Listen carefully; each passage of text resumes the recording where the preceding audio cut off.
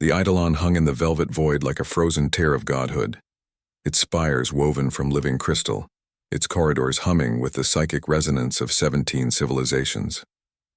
For 300 years, the galactic concordance had maintained peace through consensus, coercion, and the unspoken rule never challenged the Cathar dominion. Today, that rule was about to shatter. At the heart of the Grand Conclave chamber, beneath a dome that mirrored the swirling nebulae of the Andromeda Arm, sat the Cathar overlord Jarrell, 7 feet tall, armored in chitin that shimmered like oil on water. It radiated millennia of conquest. Its kind had pacified rebellions with orbital glassing, rewritten histories with neural reconditioning, and turned defiant species into docile labor castes without ever raising a weapon. Diplomacy to the Cathar was merely the prelude to surrender, and across the chamber, standing alone on a platform no larger than a gravlift pad, was Captain Elias Vance of Earth. No retinue, no shimmering force field, no AI advisor whispering probabilities into his ear. Just a man in a worn gray uniform, his left sleeve pinned empty at the shoulder, his face lined with the kind of exhaustion that only comes from watching your world burn and refusing to look away. The silence stretched, thick with expectation. Every delegate, avian, gelatinous, crystalline, or multi-limbed, knew what came next. Humanity would plead. They would offer concessions. They would beg for mercy disguised as negotiation. Jarrell's voice rolled through the chamber like tectonic thunder. Humanity, you have violated Concordance Law 7.3. No species shall weaponize planetary cores.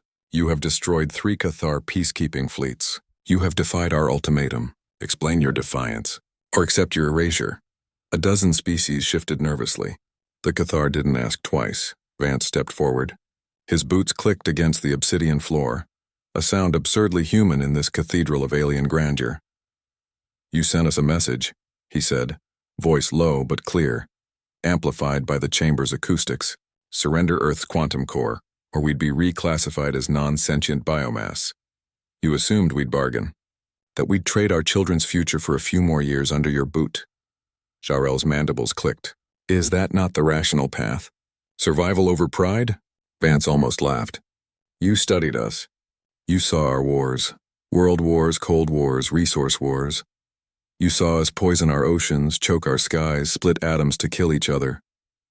You concluded we were a species of self-destructive children, that when real power arrived we'd kneel.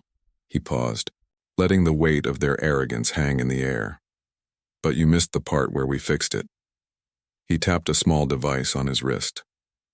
Above him, a hologram bloomed, not of weapons, but of people. A woman in a radiation suit planting wheat in the ruins of Mumbai, a boy in a lunar dome teaching an AI to recite Shakespeare, engineers welding hull plates in 0G, their faces lit by welding arcs like stars, a grandmother in New Reykjavik singing a lullaby to her granddaughter as auroras danced overhead. You saw our darkness, Vance said, voice thick with pride, but you ignored our light. Every time we fell, we rebuilt. Every time we were told impossible, we invented a new word for it. When you blockaded Sol, you thought you'd starve us into submission. Instead, we turned asteroid ice into water, solar flares into power, and grief into resolve. Jarrell leaned forward, its compound eyes glinting. Resolve is meaningless against annihilation. Maybe, Vance said. But here's what you never understood. Humanity doesn't measure strength in fleets or firepower.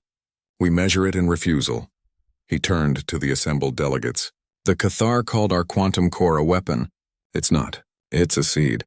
A planetary terraformer. And for the last 2 years, while you watched our cities burn, we weren't building bombs. We were building tomorrow. He activated a second command, across the galaxy, in hidden shipyards beneath the Martian permafrost, in cloaked dry docks orbiting dead gas giants, in rebel colonies on rogue planets, 10,000 vessels powered up. Not warships, Orcs. Each carried canisters of Earth soil, vials of heirloom seeds, cryopreserved coral polyps, and DNA libraries encoding every known human genome, and instructions on how to grow a new biosphere from scratch. We reverse-engineered your phase drives, Vance continued, eyes locked on Jarrell. We piggybacked on your comms relays, and while your admirals counted our dead, We launched our future into your empire. Right now, biopods are embedding themselves in the crust of your dead worlds. Cathar Prime's moons.